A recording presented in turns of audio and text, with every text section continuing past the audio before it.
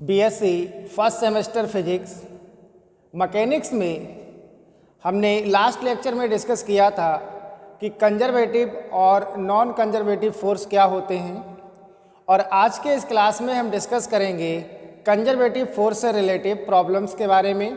तो देखो यहाँ पर हमने पहला क्वेश्चन लिया है कि so that the work done by the conservative force is a close path is always zero. तो देखो आज जो हमने प्रॉब्लम लिया है क्या कह रहा है इसमें कि so that the work done by the conservative force in a close path is always zero. तो इसमें आपको दिखाना है कि क्लोज पाथ में जो कंजर्वेटिव फोर्स होता है वो कैसा होता है, जीरो होता है। कैसा होता है, जीरो होता है। तो देखो इसको सॉल्व करेंगे।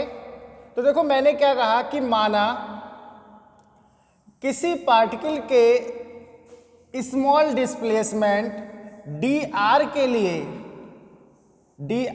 लिए फोर्स एफ द्वारा स्मॉल वर्क डन, यानी कि मान लेंगे माना किसी particle small displacement D R के लिए फोर्स एफ द्वारा स्मॉल वर्क डन। अब स्मॉल वर्क डन क्या होगा, देखो यहाँ पर डिस्प्लेसमेंट कितना हो रहा है, स्मॉल हो रहा है, और स्मॉल डिस्प्लेसमेंट क्या है, डी आर है। तो स्मॉल वर्क डन क्या हो जाएगा, तो ये हो जाएगा आपका D W equal to F into D R. तो वर्क डन भी कैसा होगा, स्मॉल होगा। तो कार्य बराबर होता क्या है, कार्य बराबर बल गुणे दूरी या डिस्प्लेसमेंट।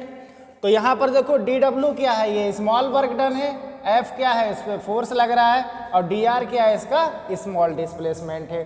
तो देखो यही हमने कहा था कि माना किसी particle small displacement D R के लिए फोर्स एफ द्वारा स्मॉल वर्क डन, और स्मॉल वर्क डन क्या हो जाएगा आपका, ये हो जाएगा डी डब्ल्यू बराबर एफ इंटू डी आर। इसको मान लेंगे इक्वेशन नंबर फर्स्ट।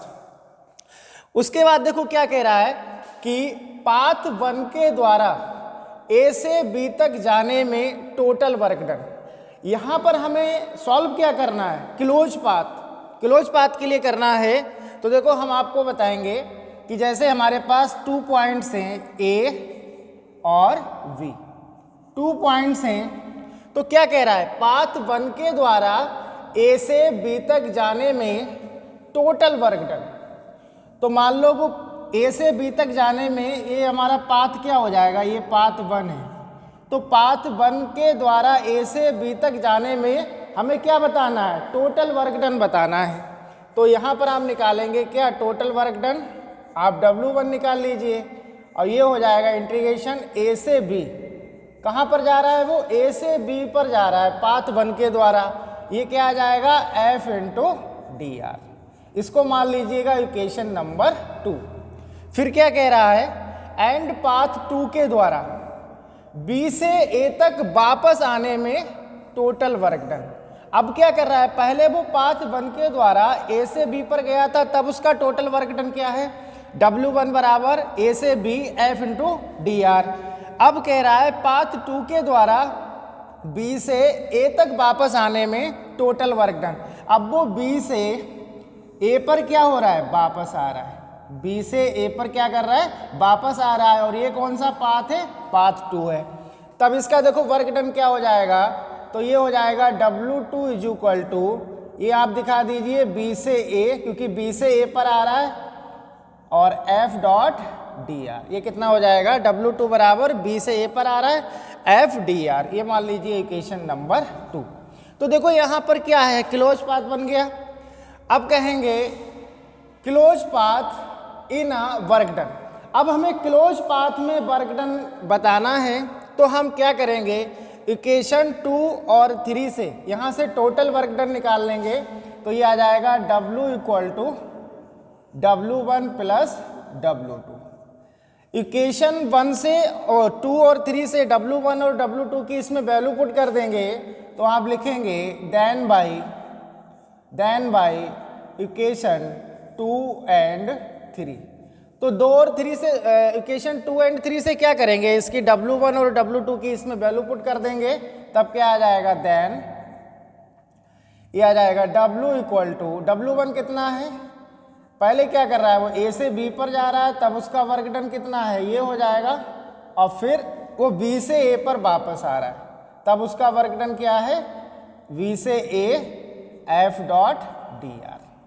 अब देखो यहाँ क्या है, पहले वो A से B पर जा रहा है, तब उसका वर्क डन ये है, फिर प्लस W2 में क्या कह रहा था कि वो B से A पर वापस आ रहा है, तो B से A पर वापस आ रहा है, तब उसका वर्क डन ये हो जाएगा। तो ये आ जाएगा W इक्वल टू A से B F dr, और इसको भी जब आप A से B करेंगे तो ये माइनस हो जाएगा, तो ये माइनस आप इसको लिखेंगे A टू V और F dr। तो देखो ये क्या है, सेम है, तो ये क्या आ जाएगा, W वर्क कितना आ जाएगा, वर्क आ जाएगा 0। तो देखो यही हमें क्वेश्चन में सिद्ध करना था कि क्लोज पाथ में किया गया, देखो क्या कह रहा है, कह रहा है आपसे क्वेश्चन में कि शो कीजिए so that the work done by A conservative force in a close path is always 0। Close path में हमें वर्क डन 0 सिद्ध करना था, तो देखो इसमें हमने हमारा वर्क कितना आ गया कि क्लोज पाथ में वर्क कितना आ गया, W इक्वल टू 0। तो देखो इस क्वेश्चन में हमें यही प्रूव करना था कि क्लोज पाथ में यानी कि the work done by the conservative force in a close path is always 0। तो क्लोज पाथ में जो वर्क डन होता है कंजर्वेटिव फोर्स का, वो कितना होगा आपका, 0 होगा।